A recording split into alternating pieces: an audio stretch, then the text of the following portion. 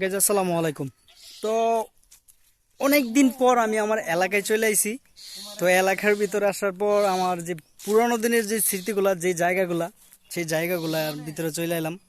তো এটা হলো নিজের আমার এলাকা। তো এলাকার জায়গার ভিতরে অনেক রকমের হয়েছে, মানে অনেক চেঞ্জ হয়েছে। আগে এরকম জায়গা ছিল না, মানে নিরিবিলি জায়গা এরকম ছিল না। এই সামনে যে জায়গাটা যেগুলো দেখতেছেন এগুলা সব নদীর পাড়। এটা একটা নদীর পাড়ের জায়গা। তো ওই জায়গাগুলো আমি আজকে আসলাম। তো অনেকদিন পরে আসছি দেখে চিন্তা করলাম যে একটু জায়গাগুলো ঘুরেই। আর আমি যখন ছোট ছিলাম, যখন বাড়িতে ছিলাম, তখন পড়াশোনা করতাম, তখন এই যে জায়গাগুলোর ভিতরে প্রচুর পরিমাণে আমরা খেলাধুলা করতাম। প্রচুর, ঠিক আছে, প্রচুর পরিমাণে আমরা খেলাধুলা করতাম। আর এই জায়গাগুলোর ভিতরে এখন আর সব যার যার ব্যস্ততার জীবনের মধ্যে সবাই সবাই আলাদা আলাদা করে যার যার মতো সময় কাটাইতেছে। এই যে মানুষগুলা ছোট সময় যখন কাছের মানুষগুলা ছিল, ওই ওই মানুষগুলোর সাথে আবার নতুন করে পরিচয় হলাম। যার যার কর্মজীবন নিয়ে সবাই যার যার মতো ব্যস্ত থাকে।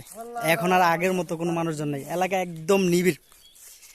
যখন ছিলাম তখন আসলে, এখন এলাকা আসলে অনেক খারাপ লাগে, কারণ ওই এলাকার ভিতরে ওরকম কোনো আগের মতো কোনো মানুষজন নাই, কোনো ইয়া নাই, একদম নিরিবিলি। এই জায়গাগুলো অনেক স্মৃতি, অনেক স্মৃতি পড়ে রয়েছে জায়গাগুলোর ভিতরে। অনেক খুব আকর্ষণ লাগে যে পুরানো ওই জায়গাগুলা এখন আর আগের মতো নাই।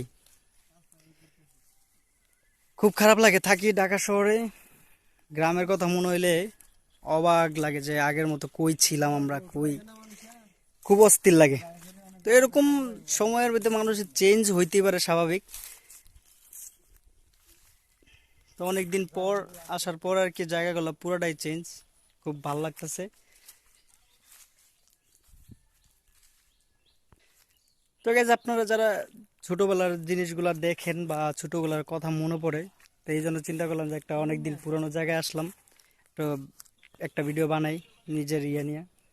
সব কিছু অন্যরকম পরিস্থিতি। তো সবাই ভালো থাকবেন।